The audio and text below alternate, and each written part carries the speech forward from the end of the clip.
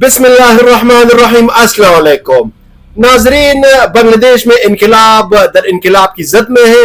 इस मरतबा एक इनकलाबी हुकूमत के सरबराह साबिक महबूब इनकलाबी रहनुमा के बेटी शेख हसीना वाजिद को इंसानियत के खिलाफ जराइम और 1400 तलबा की मौत का बराह रास्त जिम्मेदार करार देकर मौत की सजा सुनाई गई है। नाजरीन, तलबा समेत कुछ और लोग भी हिलाक हुए थे। बांग्लादेश के इस मुतनाज़ अदालत इंटरनेशनल क्राइम्स ट्रिब्यूनल यानी ICT ने ओल्ड ढाका हाई कोर्ट की इमारत से यह फैसला सुनाया है। वज़ीर आज़म शेख हसीना वाजिद पर 2 वर्डिक्ट्स में मौत की सजा, एक में उम्र कैद और कुछ दूसरे वर्डिक्ट्स में जायदाद जब्त करने की सजा सुनाई गई है। नाजरीन, अदालत के मुताबिक उन्होंने अवामी मुजाहिरीन के खिलाफ नाजायज तौर पर ड्रोन्स, हेलीकॉप्टर्स और खतरनाक हथियारों का इस्तेमाल किया। कोर्ट के मुताबिक वज़ीर आज़म हसीना वाजिद इस बात में नाकाम रही कि वो बताए कि अगर वो ये सब नहीं कर रही थी या उनके नुमाइंदे कर रहे थे तो उन्होंने उसे रोका क्यों नहीं। उन्होंने 1400 तलबा और बाकी लोगों पर होने वाले तशद्दुद की जिम्मेदारों के खिलाफ कोई एक्शन क्यों नहीं लिया और ना ये जानने की कोशिश की कि इन मजालिम का जिम्मेदार आखिर है कौन। याद रखें नाजरीन कि ये सब कुछ उनकी गैर मौजूदगी में ये मुकदमा चला है इन सब पर, और उनके साथ उनके जो साथी है होम मिनिस्टर असदुज़्ज़मान खान और कुछ दूसरों लोगों की भी सजा सुना दी गई है। नाजरीन, कुदरत की तंज आप देखें कि जिस खुसूसी इंटरनेशनल क्राइम्स ट्रिब्यूनल से शेख हसीना वाजिद को मौत की सजा सुनाई गई है, ये उन्होंने खुद अपने सियासी मुखालिफिन के लिए कायम किया था। 2008 के बाद जब वो इख्तिदार में आई तो 2009 और 2010 में यानी आने के फौरन बाद अगले 2 सालों में ये अदालत पर पुराने हिसाब चुकता करने के लिए कायम की गई थी। तब अवामी लीग के सरबराह वज़ीर आज़म शेख हसीना वाजिद ने 1973 के कानून का सहारा लिया था, इसलिए और इंटरनेशनल जराइम की ट्रायल के लिए ओल्ड ढाका हाई कोर्ट में यह अदालत बनवाई थी। इसका मकसद नाजरीन ये था कि 1971 की पाक भारत जंग में जो नाम निहाद जंगी जराइम बांग्लादेश में हुए थे, पाकिस्तानी फोर्सेस ने किए थे या उनके साथियों ने किए थे, उनसे मुतालिक जो मुल्ज़िमान थे उनको सजाएं दिलवाने के लिए ये अदालत कायम की गई थी। नाज़रीन, इस अदालत को आलमी अदालत इंसाफ और ह्यूमन राइट्स के इंटरनेशनल इदारों के स्टैंडर्ड से जोड़ने का उन्होंने ऐलान किया था कि ये इस स्टैंडर्ड की अदालत है। याद रहे नाजरीन कि ये कोर्ट गैर कानूनी इस लिहाज से इस वक्त भी थी कि पाकिस्तान और बांग्लादेश के दरमियान जब ताल्लुकात नॉर्मल हो गए थे तो ये तय हो गया था कि दोनों मुल्क एक दूसरे के खिलाफ और एक दूसरे की हामियों के खिलाफ और साबिक हुक्मरानों और लीडर्स के खिलाफ कोई कानूनी इकदाम नहीं उठाएंगे, क्योंकि बांग्लादेश की अलहदगी के वक्त दोनों तरफ मशरकी और मगरबी पाकिस्तान में ऐसे लोग मौजूद थे जो अपनी मेजोरिटी से मुख्तलिफ ख्यालात रखते थे। यानी बांग्लादेश में मशरकी पाकिस्तान में बहुत से ऐसे लोग थे जो पाकिस्तान से इल्हाक रखना चाहते थे और ये कम तादाद में थे लेकिन थे। इसी तरह मगरबी पाकिस्तान में भी बहुत से लोग थे जो शेख मुजीबुर रहमान की पार्टी अवामी लीग से मोहब्बत करते थे, ये बांग्लादेश जाना भी चाहते थे या बहुत से यहाँ रहना चाहते थे, लेकिन इनकी हिमायत में लोग थे। इन 2 ग्रुप्स के खिलाफ कोई भी एक्शन न लेने का मुत्तफिका फैसला हुआ था। नाज़रीन, फिर यह फैसला हुआ था कि दोनों मुल्क किसी भी इल्जाम में दोनों तरफ की जमातों को सपोर्ट करने वालों को भी ही मुजरिम नहीं ठहराएंगे।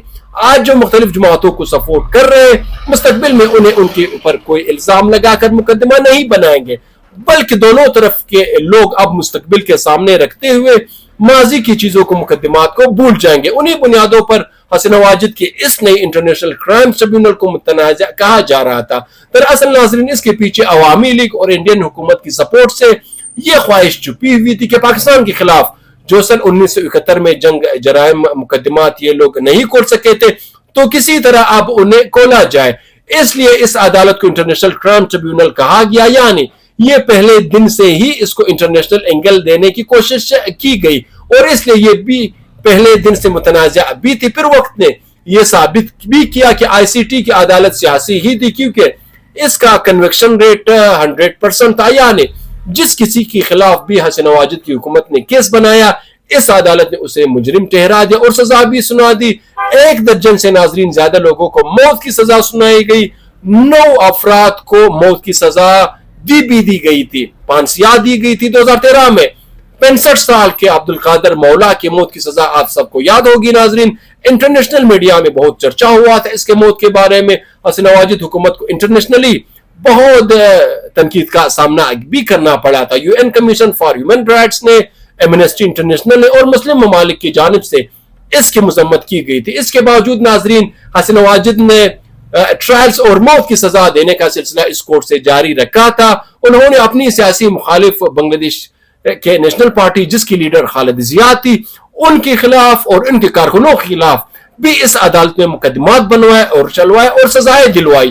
قمر الزمان اہل احسان, صلاح الدین قادر, 73 سالہ مطیع الرحمان اور میر قاسم علی کو پھانسیوں کی سزائیں اسی عدالت سے دلوائی گئی تھی.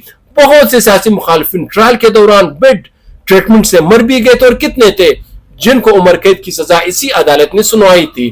ناظرین, جب اگست 2024 میں حسینہ واجد بنگلہ دیش سے فرار ہوئی اور بھارت میں پناہ لے کر بیٹھ کے تو اسی عدالت میں ان کے خلاف بھی ایک ٹرائل شروع ہو گیا. یعنی جہاں سے انہوں نے سلسلہ چھوڑا تھا, نئی حکومت نے, انٹرم حکومت نے ان کے خلاف وہی سے اسی جگہ ٹرائل شروع کر دیا. اب ان کے اوپر نئے الزامات ہیں کیونکہ ظاہر ہے یہ عدالت تو انہوں نے خود ہی انٹرنیشنل نوعیت کے جرائم کے لیے قائم کیا تھا. اس عدالت نے پھر 1 سال 3 ماہ کے ٹرائل کے بعد شیخ حسینہ واجد اور ان کے ساتھی ہوم منسٹر اسد زمان کو موت کی سزا سنائی. جبکہ آج یہ سزا سنائی جا رہی تھی تو کمرے عدالت میں درجنوں لوگ اور کمرے عدالت کے باہر ہزاروں لوگ موجود تھے. سزا کا فیصلہ سامنے آتے ہی انہوں نے خوشی کی شادیانے بجائے, شور مچا اور نعرے لگائے. کئی وہ لوگ جن کے پیارے حسینہ واجد کے خلاف مظاہروں میں مارے گئے تھے یا جن کی آنکھیں چلی گئی تھی مختلف گیسز کی وجہ سے, لیٹل ویپنز جس کے اوپر استعمال ہوئے تھے, الجزیرہ اور دیگر چینل ان کے شارٹس چلا رہے تھے اور وہ لوگ کہہ رہے تھے کہ ہمیں لگتا ہے ہماری داد رسی ہوئی ہے, ہمیں یوں لگتا ہے ہمارے زخموں پر مرہم رکھا گیا ہے, یوں کہ جیسے ایک چپیٹ تھا جس کا کلوزر ہو گیا. عدالتی فیصلے میں زخمی اور متاثرین کے لیے حکومت کو کہا گیا کہ انہیں کمپنسیشن دے, ان کو پیسے وغیرہ دے. یوں لگتا ہے کہ یہ کمپنسیشن حکمران فیملی کی جائیدادوں, سابق حکمران فیملی کی جائیدادوں کو بیچ کر ہی دی جائے گی کیونکہ ان کے فیصلوں کو سیاسی اور ذاتی کہا گیا. کورٹ نے ورڈکٹ میں یہ عدالت نے بھی لکھا ہے کہ شیخ حسینہ واجد, اسد الزمان اور دیگر ساتھیوں کی تمام جائیدادیں ضبط کر لی جائے. باقی حکومت اسی لیے ہمیں لگتا ہے کہ جس کمپنسیشن کا عدالت نے حکومت سے کہا وہ کمپنسیشن سرکاری خزانے سے نہیں بلکہ انہی کے گھروں سے اور انہی کے اکاؤنٹ سے دی جائے گی جو اب جن کو فریز کر دیا گیا. ناظرین, اب دیکھیں کیس فیلوز کے ICT کے فیصلوں میں وہ پولیس افسران جو پچھلی سال طلباء پر ڈرونز اور ہیلی کاپٹرز کے ذریعے تشدد کر رہے تھے وہی آپ گواہ بننے ہوئے ہیں. ان میں سابق پولیس چیف چودھری عبداللہ مامون ٹاپ پر ہے. انہوں نے عدالت اور پروسیکیوشن کے ساتھ خوب تعاون بھی کیا ہے.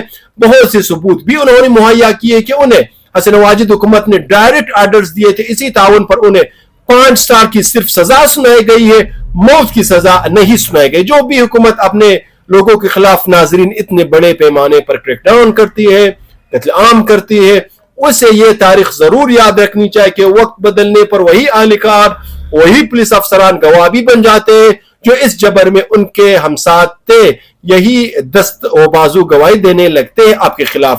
یہی وجہ ناظرین کے ڈیموکریٹک مائنڈز کے لیڈرز اس حد تک صورتحال پہنچنے سے پہلے ہی استعفیٰ دینے کی طرف آ جاتے. وہ اس غلط فہمی کا کبھی شکار نہیں رہتے کہ ان کے علاوہ کوئی آپشن ہی نہیں ہے.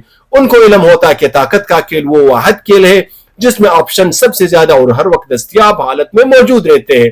پاؤں کے نیچے, دیوار کے پیچھے, سر کے اوپر, محتیتوں میں, افسروں میں, ہر جگہ آپشن ہی آپشن ہوتے ہیں. صرف طاقت کی پٹی کے پیچھے چھپی ہوئی جو آنکھیں ہوتی ہیں انہیں یہ آپشن اپنے علاوہ دکھائی نہیں دے رہے ہوتے. پاور گیم کا تخت کبھی امیدواروں سے خالی نہیں ہوتا.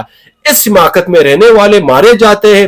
حسینہ واجد ناظرین پاور اسٹرگل کی اس تلخ سچائی کی تازہ مثال ہے. ناظرین, اپنی سزا پر شیخ حسینہ واجد نے بھارت میں بیٹھے ہوئے سخت ریئیکشن کا اظہار کیا ہے اور اپنے حامیوں سے کہا ہے کہ وہ پریشان نہ ہو, وہ جلد واپس آئیں گے اور ان کے خلاف جو سزا کا فیصلہ یہ سیاسی ہے, بے بنیاد ہے, یہ واپس ریورس ہوگا. لیکن دوستو, یہاں ایک دلچسپ صورتحال آپ کے سامنے میں رکھتا ہوں, وہ یہ کہ انڈیا اور بنگلہ دیش کے درمیان برسہ برس سے مجرموں کی حوالگی کا جو معاہدہ قانون موجود ہے, اس معاہدے کے تحت انڈیا کو ہر حال میں وہ مجرم بنگلہ دیش سیکیورٹیز کے حوالے کرنا ہے جنہیں بنگلہ دیش عدالت ڈیمانڈ کرے گی. ان کی حکومت تو اب ڈیمانڈ کرے گی, مگر حسینہ واجد تو انڈین حکومت اور خصوصاً BJP کی تو آنکھ کا تارا ہے اور تھی.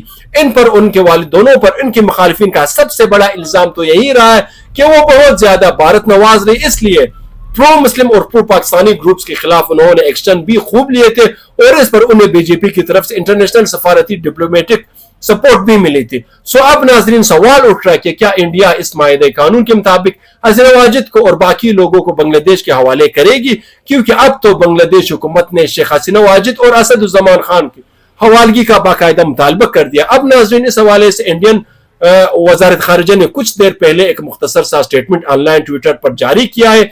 इसमें कोई दो टोक बात तो नहीं लिखी गई, जिसका मतलब ये है कि इंडिया ने अभी इस सवाल को ओपन रखना बेहतर समझा है ताकि वो इस सिचुएशन के बारे में किसी वक्त बेहतर एनालिसिस करके बाद में कोई मौकफ अपना सके। इंडियन वजारत खारिजा नाजरीन की तरफ से जो मुख्तसर सा बयान जारी हुआ है प्रिंटेड, इसमें कहा गया कि भारत ने बांग्लादेश की इंटरनेशनल क्राइम ट्रिब्यूनल की जानिब से साबिक वज़ीर-ए-आज़म शेख हसीना वाजिद से मुतालिक फैसले का बाकायदा नोटिस ले लिया है, यानी हमें मालूम हो गया कि क्या हुआ है और हमने इसका एक नोटिस भी लिया है। नोटिस मतलब हमारे रिकॉर्ड में ये बात आ गई है। फिर ये आगे लिखते हैं कि एक करीबी और जिम्मेदार हमसाया मुल्क की हैसियत से भारत बांग्लादेश के अवाम के आला तरीन मफादात के लिए पुरअज़्म है। और ये आला तरीन मफादात क्या है नाजरीन? ये है पायदार जमहूरी इदारे। ये इंडियन वज़ीर खारिजा लिखते हैं कि जामियत यानी इंक्लूजन और कौमी इस्तेहकाम। वो लिखते हैं कि भारत इन्हीं तीनों मकासद के हुसूल के लिए बांग्लादेश के तमाम मुतालिका फरीकों के साथ, तमाम पार्टीज के साथ मुसलसल और तामीरी रवाबित जारी रखेगा। यानी अभी हम कंटिन्यू करेंगे आपके साथ, ताउन क्या करेंगे वो अभी नहीं बता रहे।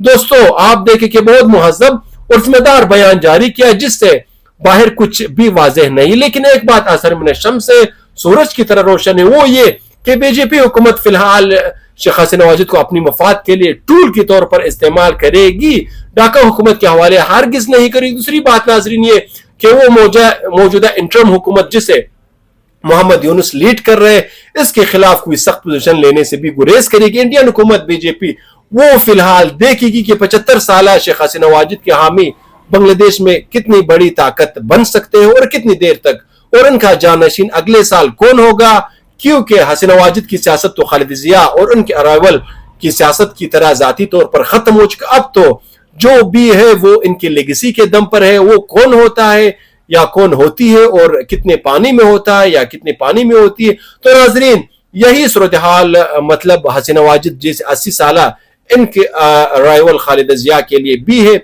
जो लंदन से इलाज के बाद बांग्लादेश आ चुके। उनके खिलाफ करप्शन की वो मुकदमात जो हसीना वाजिद ने बनवाए थे वो तमाम खत्म हो चुके हैं। वो आइंदा साल फरवरी में होने वाले जनरल इलेक्शन में 3 सीटों से इलेक्शन भी लड़ रही। उनकी पार्टी बांग्लादेश नेशनल पार्टी इस मरतबा पहली बार तनहा मैदान में उतरने का फैसला कर चुकी। नाजरीन आमतौर पर रिवायती तौर पर वो जमात इस्लामी के साथ इत्तेहाद किया करती थी, लेकिन इस बार उन्होंने नहीं किया। ऐसा लगता है नाजरीन कि अगर बड़ी कोई तब्दीली नहीं आती तो उनका ख्याल है कि वो हुकूमत बनाने की पोजीशन में अगले साल कामयाब हो जाएगी। अगरचे जो परसेप्शन बांग्लादेश में फैला हुआ है वो ये कि इस वक्त फिर दोबारा हसीना वाजिद मकबूल हो चुकी है। उनकी सजा के मौके पर बांग्लादेश में उन्हीं की पार्टी की काल पर एक कामयाब हड़ताल भी नजर आ रही, जबकि हुकूमत का कहना है कि इस हड़ताल में उन्होंने खुद भी ताउन किया है ताकि इस सख्त सजा सुनाए जाने के बाद वहां कोई हंगामा न हो। यह भी नाज़रीन एक हकीकत है कि बहुत से लोगों ने शेख हसीना वाजिद के घर पर हमले की भी कोशिश की इसी दौरान। सो मिक्स सिग्नल है, लेकिन वहां पर आम परसेप्शन ये है कि हसीना वाजिद पिछले साल की निस्बत आज काफी मकबूल है। इससे आप नाज़रीन अंदाजा लगा कि हमारी तरह बांग्लादेश में भी सियासत किस तेजी से पलटा का जाती है। अगरचे ठीक 1 साल 3 माह पहले जब हसीना वाजिद मुल्क से फरार हो रही थी तो उन्हें कोई जाय पनाह नहीं मिल रही थी। वज़ीर-ए-आज़म हाउस पर हमला हो गया था और उन्हें पिछले दरवाजे से बागम बाग हेलीकॉप्टर के जरिए भारत मुंतकिल होना पड़ा था, पनाह लेनी पड़ी थी। उनकी गैर मकबूलियत दरअसल तब शुरू हुई थी जब उन्होंने पब्लिक सपोर्ट बढ़ाने के लिए अपने हामियों को एक कोटा के नाम पर नवाजना शुरू कर दिया था और उनका तुलबा का हक मारना शुरू किया था जो जॉब्स के करीब पहुंच चुके थे, अपना तालीमी करियर खत्म करने वाले थे। दरअसल नाजरीन बांग्लादेश में 56% सरकारी जॉब्स कोटा पर मिलती थी और इस कोटे की भी कई हिस्से थे। सबसे बड़ा कोटा जो कि 30% था वो बांग्लादेश की सन 1971 की जंगी हीरोज के नाम पर थे, जिसे फिर हसीना वाजिद ने उनके फैमिलीज तक फैला दिया। इसके बाद फिर इसके 30% के बाद जो बाकी कोटा था 16% वो खवातीन, मजदूरों और अकलियतों के लिए था। इस कोटे सिस्टम के खिलाफ कई बार तुलबा मुजाहिरीन कर रहे थे, लेकिन वो इतने पुरजोर नहीं होते थे। मगर हसीना वाजिद के चौथे दौर हुकूमत में 2018 में बड़े पैमाने पर मुजाहरे शुरू हुए, तलबा सड़कों पर आए कि कोटा सिस्टम खत्म किया जाए, तमाम मुलाजमत मेरिट पर दी जाए, यही मुल्क का मफाद है, सिर्फ मजदूरों और अकलियतों का एक कोटा रखा जाए, बाकी सब कोटे खत्म कर दिए जाए। उनकी लॉजिक ये थी, यानी तलबा की लॉजिक ये थी कि 71 की जंग को, उस लड़ाई को तकरीबन 50 साल गुजर गए, अब इस वक्त के हीरोज जो नौकरी और रोजगार जिस इंसानी मसाइल से कब का छुटकारा पा चुके हैं, अब वो कोटे की मोहताज नहीं रहे, तो इनकी खिदमत खातिर की जाए, लेकिन इतना ज्यादा नहीं। लेकिन फिर शेख हसीन वाजिद ने यह किया कि इन हीरोज की फैमिली तक अब ये कोटा फैला दे, और फिर हीरोज की तारीफ भी बदल दी, यानी अब जो भी अवामी लीग में तब शामिल था या हामी था या जिसने कुछ भी किया अवामी लीग के लिए, तो वो जंग आजादी का फिर हीरो था, या जिसको हुकूमत कहेगी उसकी आल और औलाद को अब कोटे में से जॉब्स मिलेगी। सो नाजरीन, 2018 की शदीद मुजाहरों के बाद एक दफा वज़ीर आज़म शेख हसीना वक्ती तौर पर मजबूर हो गई, वो मान गई और उन्होंने कोटा सिस्टम पर पाबंदी लगा दी। मगर फिर क्या उन्होंने ये कि अदालतों को इस्तेमाल किया, हाई कोर्ट से कोटा सिस्टम वापस बहाल करवाया।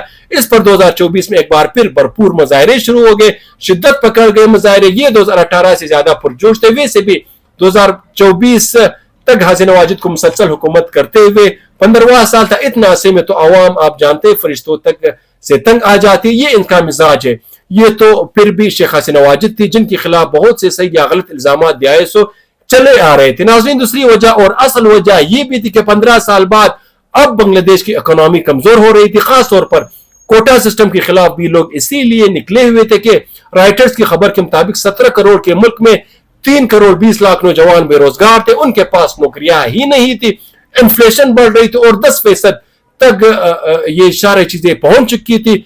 इस सबसे बढ़कर यह कि हसीन वाजिद ने अपने होम मिनिस्टर असदुज़्ज़मान खान के साथ मिलकर कोटा सिस्टम के खिलाफ मुजाहरा करने वालों को डंडे से सीधा करने का फैसला कर लिया। आपने गौर किया होगा नाजरीन कि तवील अरसे तक हुकूमत करने वाली हुकूमतों पर एक वक्त आता है, आखिर में वो कमजोर वेब्स पर आन खड़ी होती है, चाहे कुछ भी उन्होंने कर लिया हो, लोग बहुत हद तक उनके खौफ से निकल चुके होते। फिर जमहूरियत में आप नाजरीन जानते हैं कि इनकम्बेंसी फैक्टर भी बहुत अहम फैक्टर होता है, यानी जो भी हुकूमत है लोग इसकी कारकर्दगी से कभी भी मुकम्मल मुतमईन नहीं होते। जितनी भी देर हुकूमत रहती है लोगों की शिकायत हर रोज बढ़ती है और आखिरकार एक वक्त आता कि ये बहुत गैर मकबूल हो चुकी होती ये गवर्नमेंट्स।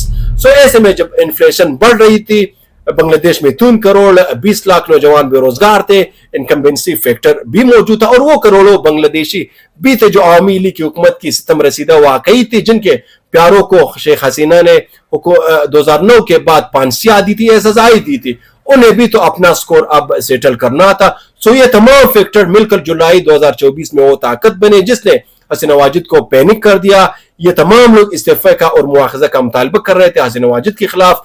प्राइम मिनिस्टर इस वक्त आयरन लेडी बनते हुए उनको असदुज़्ज़मान होम मिनिस्टर के हुक्म पर कुचलने का फैसला किया। इन पर गोलियां चलाई गई, हेलीकॉप्टर से शेलिंग की गई, ड्रोन हमले किए गए, लिटल गैसेस इस्तेमाल की गई और नतीजा ये कि 1500 के करीब तकरीबन लोग मारे गए। कहते हैं वहां के 1400 तलबा प्लस दूसरे मुजाहिरीन रियासती तशद्दुद से हिलाक हो गए, लेकिन इनसे ज्यादा तादाद में वो लोग थे जिनकी आंखें चली गई या जो माजूर हुए या फिर शदीद जख्मी हुए। सो आज की इनकी मकबूलियत देखते हुए नाजरीन ये मत समझे कि हसीना वाजिद की जो मौत की सजा इस ट्रिब्यूनल ने सुनाई है इसके पीछे लोगों का जेन्युइन गुस्सा नहीं है, वो है दोस्तों एक और एंगल से देखे तो आपको हैरत होगी कि सिर्फ 54 साल में 54 यानी 54 ईयर्स में बांग्लादेश में कई बार हीरोज ही जीरो और कई बार जीरोज ही हीरोज बने। इन्हीं शेख हसीना वाजिद के वालिद शेख मुजीबुर रहमान बांग्लादेश के बानी और नेशनल हीरो थे, लेकिन उन्हें 15 अगस्त 1975 को तमाम एहलखाना बच्चों समेत कत्ल कर दिया गया। शेख हसीना वाजिद इसलिए बच गए कि उस वक्त वो जर्मनी में थी, मतलब कि इंतहाई मकबूल लीडर मुल्क का बानी सिर्फ 4 साल बाद कई फैक्टर की वजह से इतना गैर मकबूल हो चुका था कि इसके खिलाफ कू करना, इख्तिदार पर कब्जा करना, उसे कत्ल करना इतना आसान हो चुका था कि जूनियर अफसरों ने ये सब करके दिखाया, इनको अलग कर दिया और इनके साथियों को इनके अहलखाना के साथ। इसके बाद फिर बांग्लादेश में एक इंतशार सा माहौल फैल दिया गया, खाना जंगी की ऐसी कैफियत हो गई जिसे फिर army chief general Ziaur Rahman ने आकर 1977 में इख्तिदार पर कब्जा करके खत्म किया। थोड़ी सी स्टेबिलिटी आई, फिर क्या हुआ कि उन्हें भी 3 साल बाद 30 में 1981 के दिन चट्टागांग में फौजियों ही के एक गुरु ने गोली मारकर कत्ल कर दिया। उनके कातिल जनरल मंजूर को भी कत्ल कर दिया गया। फिर जनरल इरशाद हुक्मरान बन गए, 1990 में इनके खिलाफ भी मुजाहरे शुरू हो गए और 1991 में मकतूल जनरल जिया रहमान की बीवी खालिदा जिया बांग्लादेश नेशनल पार्टी के नाम पर मुंतखब वज़ीर-ए-आज़म बन गई। मकबूल वज़ीर-ए-आज़म हालात फिर पलट गए थे। 1994 में अब शेख मुजीबुर रहमान की एक बच रहने वाली बेटी शेख हसीना वापस आ गए बांग्लादेश और अब मकबूल वज़ीर-ए-आज़म वो बन गए और उन्होंने खालिदा जिया के खिलाफ मुकदमात बनाने शुरू कर दिए।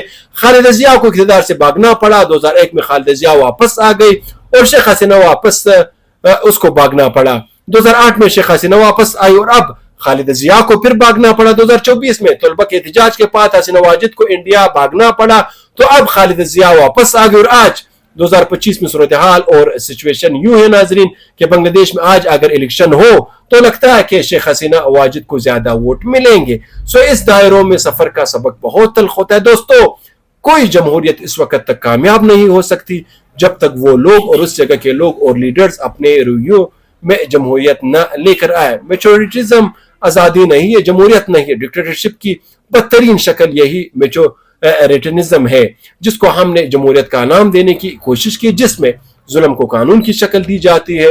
हाइब्रिड निज़ाम भी आज़ादी का जमहूरियत का रास्ता नहीं है, ये डिक्टेटरशिप की तरफ उठता हुआ एक बहुत बड़ा कदम होता है। तो नाजरीन, कौमों के बनने और बिगड़ने की सफर की कहानियां दोस्तों तारीख में भरी पड़ी है। इनमें से 3 तहजीबों के उरूज और ज़वाल की जो कहानी आपने सुनी होगी, यहाँ रोमन एम्पायर आप देख लीजिए, यहाँ उस्मानी एम्पायर का उरूज देखे और यहाँ देखिए स्पेन में मुस्लिम दौर हुकूमत का आगाज क्या था और अंजाम क्या था और क्यों था। तो नाजरीन, आज का ये हमारा टॉपिक था। तो वीडियो का आखिर में मेरा आप सबसे रिक्वेस्ट है कि हमारी जो आप सबकी जो मुश्तरका चैनल है गफूर नाम, इसको सब्सक्राइब करना मत भूलिए। वीडियो को लाइक करें, वीडियो को शेयर करें और कमेंट सेक्शन में अपनी राय का इजहार जरूर करें। तब तक मुझे दीजिए इजाजत। अल्लाह निगहबान।